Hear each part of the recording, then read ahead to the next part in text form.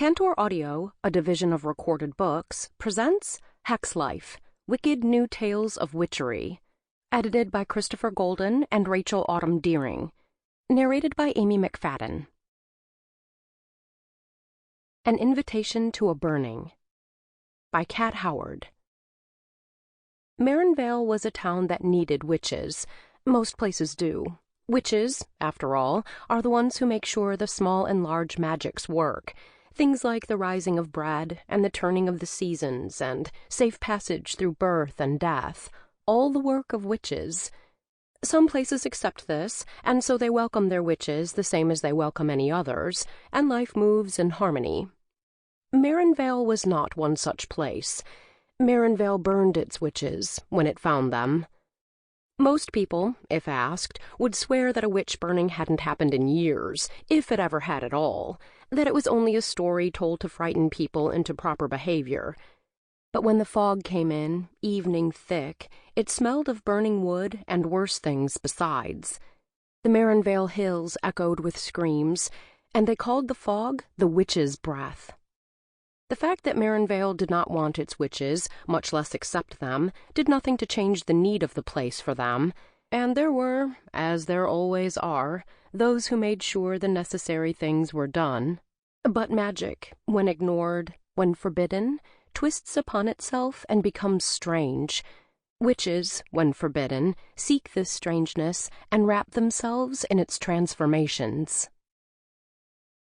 "They burn witches, you know."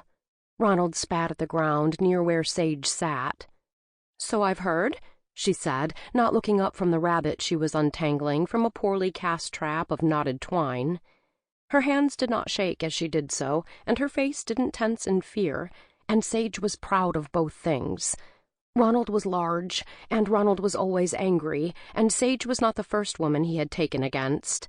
At least one of the others, Lila, quiet and lovely, had disappeared, never to be seen again. "It's a good thing I'm not one, then." "You could be," Ronald said. "And if you did burn, that's what everyone would think. Just another witch. Gone, and good riddance." Sage lifted her hands from the ground and watched as the rabbit, now free, hopped away and out of sight. She curved her fingers into claws. "And if I were a witch, and here you were alone with me, with no matches in sight, what do you think would happen then?" Ronald spat again, his eyes pinched and mean, but he said nothing else, and he stepped back, away from the path where Sage walked.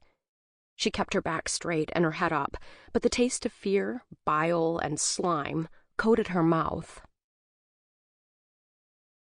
Sage found the note on her front porch. Black letters on a thick white card, one she nearly didn't see, as a pile of maple leaves, rust-edged red, had heaped itself against her door overnight. But the corner of the paper showed through, and she set the information written on it to memory. It was an invitation to a burning. Sage arrived at the indicated address at precisely the correct time. She couldn't remember ever seeing the house before, which would not have been strange had she not lived in Marinvale her entire life. Even now the place looked abandoned, the windows all dark. Her hand went to her pocket to remind herself that she had brought what was required. The door whispered open. Sage stepped inside. The cool violet air of the evening followed her into the house. Inside, the house no longer looked decrepit and empty. Soft candles lit floors of elegantly worn wood. The air smelled of the warm sweetness of beeswax and the sharp green of herbs. And something else, underneath. Something that flared her nostrils and raced her heart. Smoke. Nothing stopped her, and so Sage walked farther in. At the first branch of the hall, a woman draped in veils sat on a storm-cloud-gray velvet chair. She held her hands out, gloved palms up, and Sage set hers on top of them. The acrid scent of eucalyptus sliced through the warmth of the air, and Sage gasped, yanking her hands up and away. The woman in the chair did not speak or move. Sage squared her shoulders and set her hands upon the woman's again. The hands beneath hers were cold, the deep cold of iron in winter, and her joints ached from the contact. The ache passed into burning. The woman tightened her hands around Sage's and pulled her down, so close her veils whispered against Sage's skin. "Remember what it is the fire burns. Remember why you've come. Remember what it is to have power." Her voice was familiar, not so much that Sage could put a name to it, but enough to know they had said their hellos in passing on the sidewalk or while picking groceries. It could have been a shock, but it was instead a comfort. Here was another, like her, quiet and unseen and powerful all the same.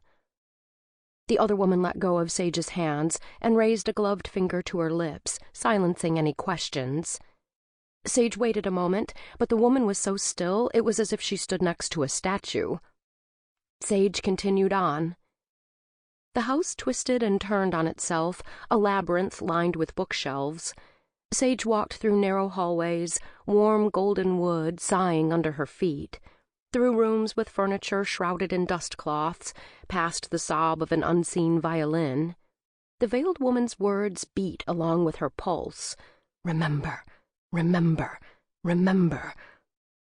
As she walked, she saw no one. She heard nothing. It was as if she were the only soul in the house. Then Sage turned a corner, and the hall opened up before her. Kept opening, really. It looked like a ballroom, where the back wall had been removed to let the night and the forest in. And she was no longer alone. In the ballroom were women Sage had seen her whole life, those she had waved to and passed by and traded bowls of soup and baskets of cookies with. Women who taught children and ran businesses and made art. They looked different than they did in their everyday lives, both wilder and more natural, somehow. Flowers bloomed in their hair, and vines twined their arms. A belt of bones chained a waist. As strange as they would have appeared on the streets of Marinvale, here they looked like they belonged. Shadows thickened like piled velvet in the room's corners. A spiraling pattern had been drawn in salt on the floor, incomplete sections open like the entrance to a labyrinth.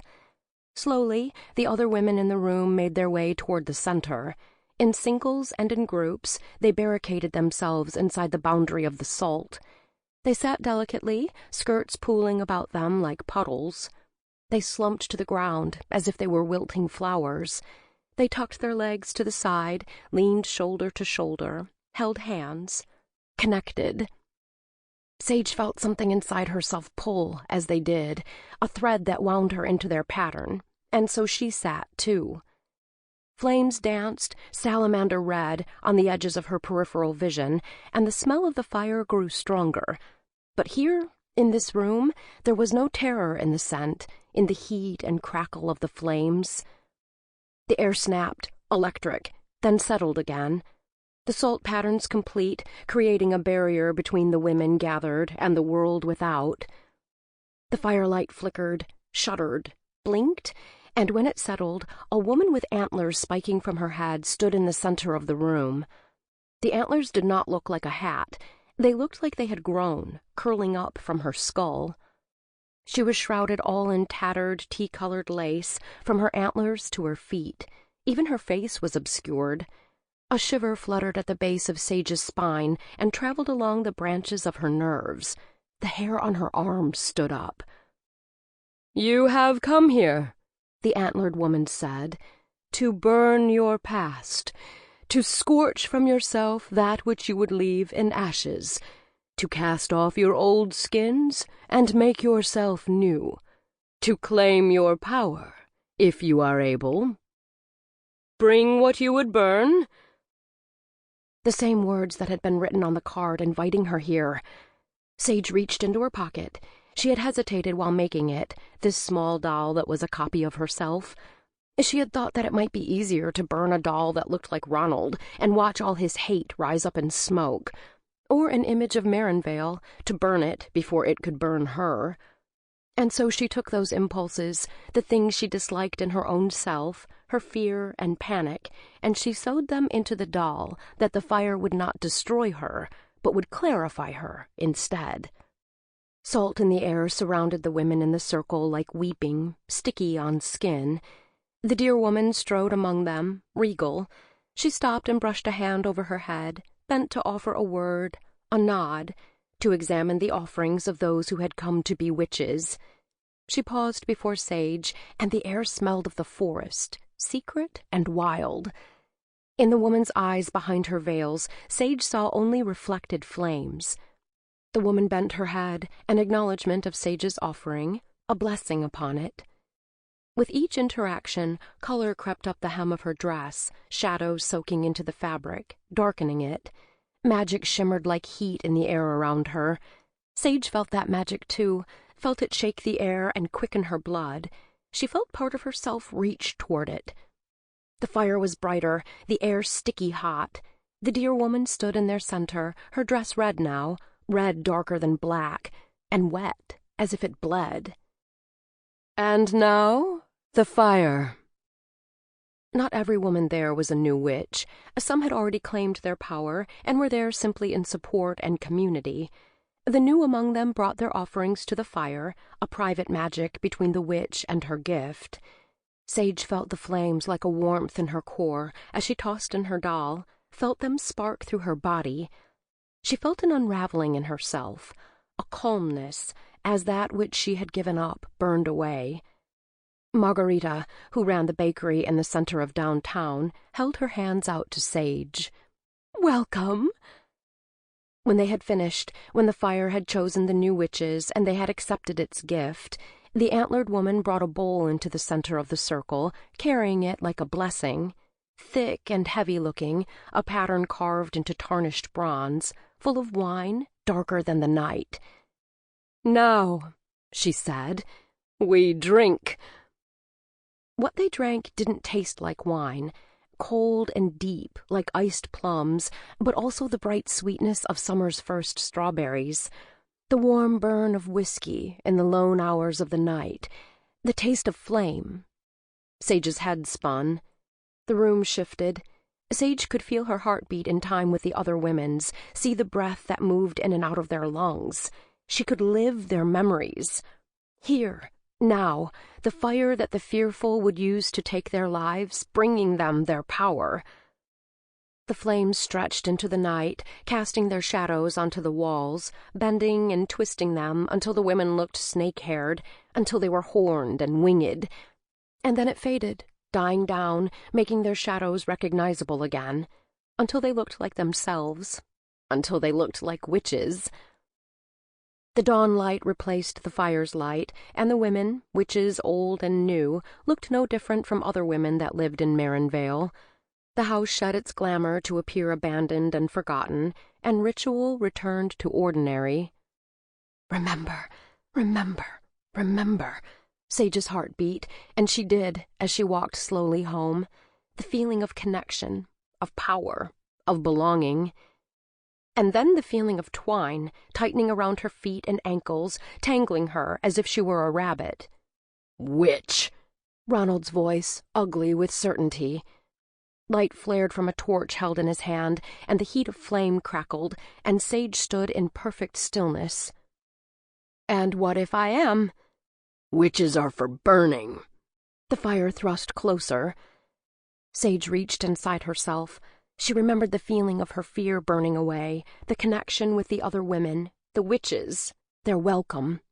She remembered her power. "Are we?" Fog rose from the ground, witch's breath.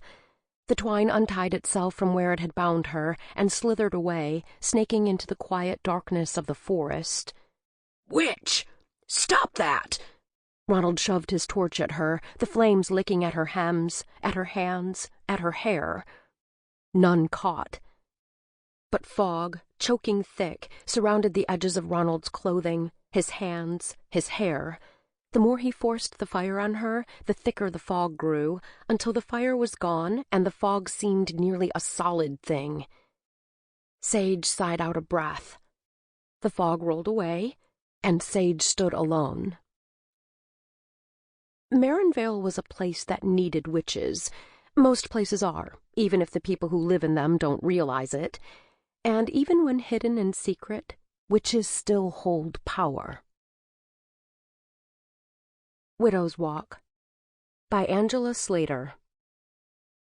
The house on Carter Lane, Second Empire style, mansard roof with dormers, a tower, patterned shingles, deep eaves, and elaborately pedimented windows, all painted in shades of white, cappuccino, and deepest chocolate, is home to 4 widows between the ages of 59 and 82. Once only Martha lived there, but the others gradually shifted into it as husbands shuffled off mortal coils, either naturally or otherwise.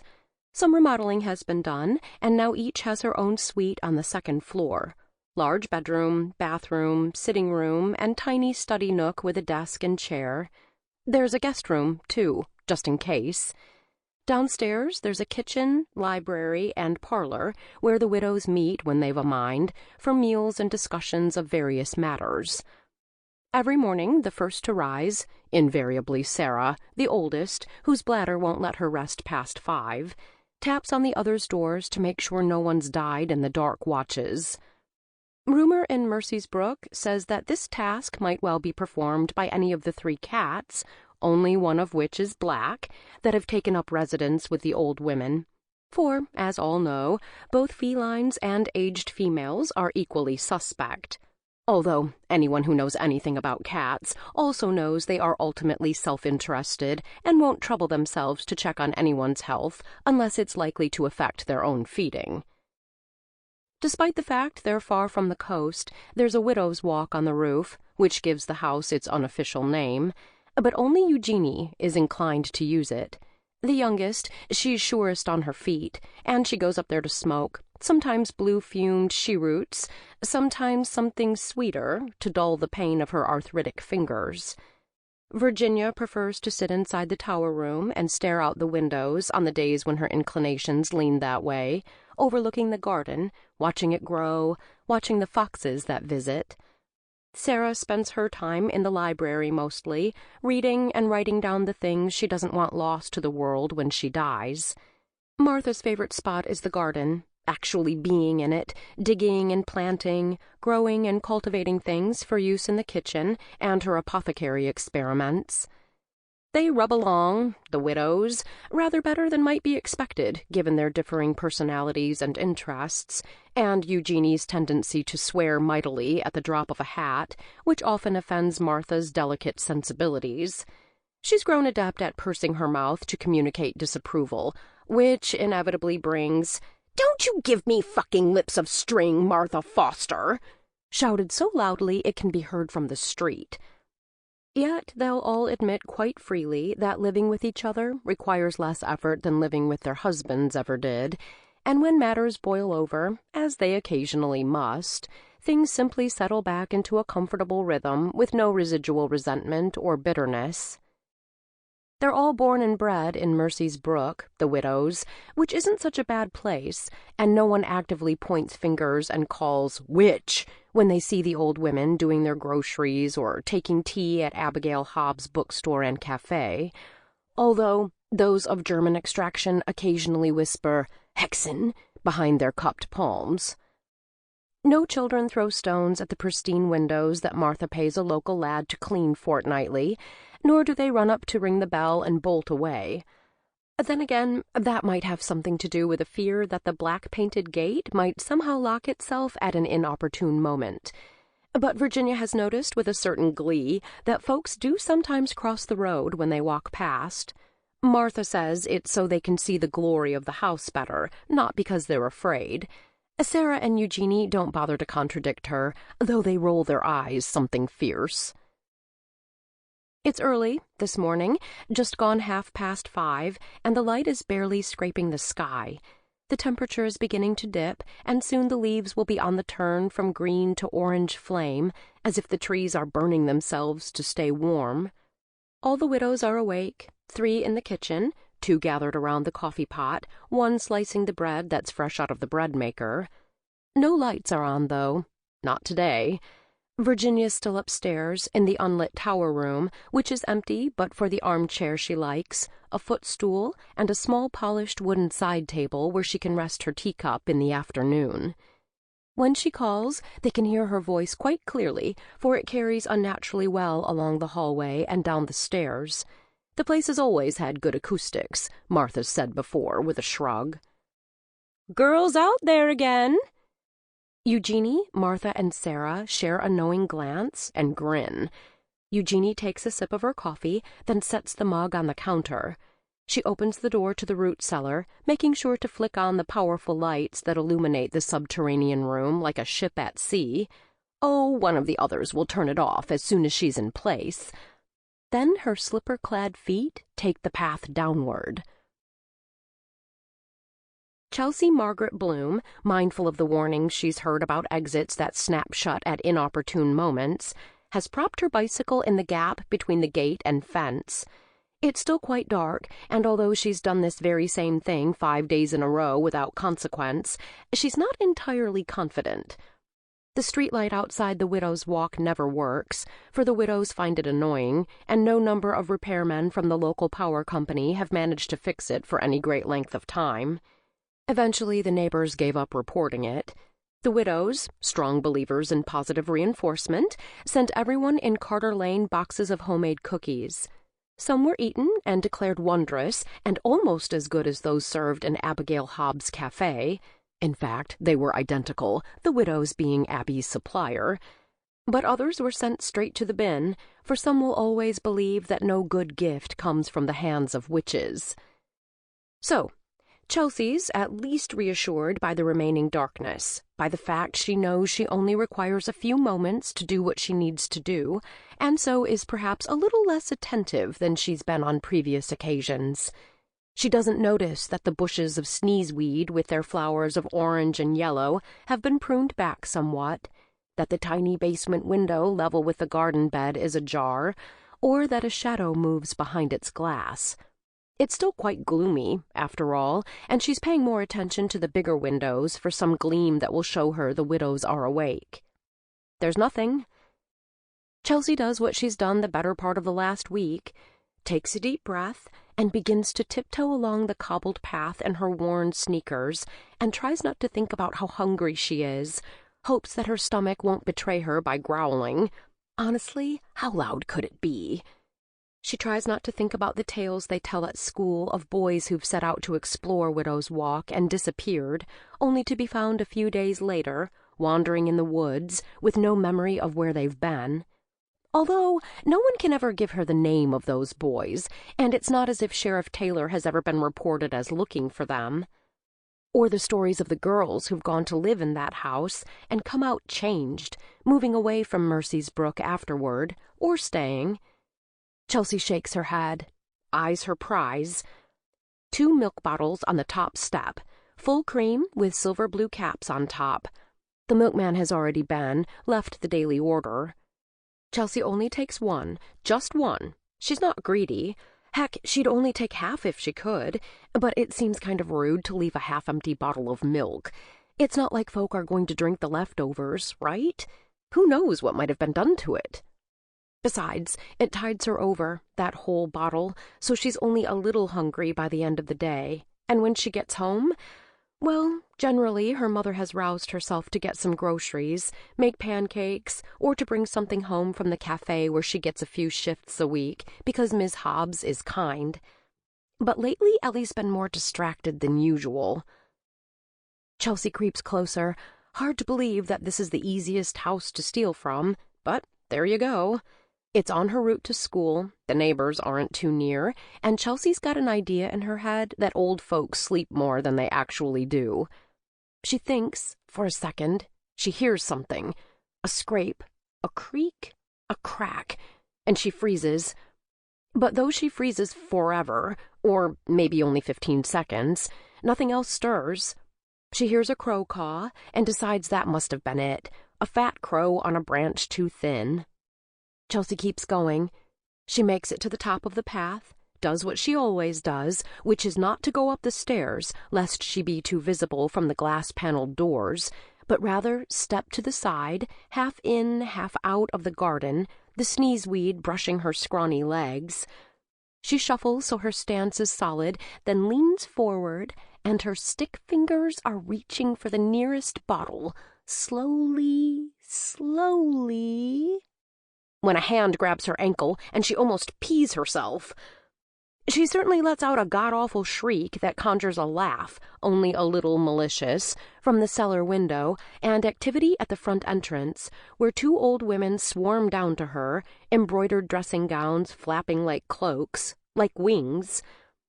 When it's sure she's in the crone's custody, the hand around her ankle lets go, the laughter gets softer as its owner moves away from the window, and Chelsea is bodily lifted up the stairs and into the house, astonished, in the beats between her fear, at how strong the widows are.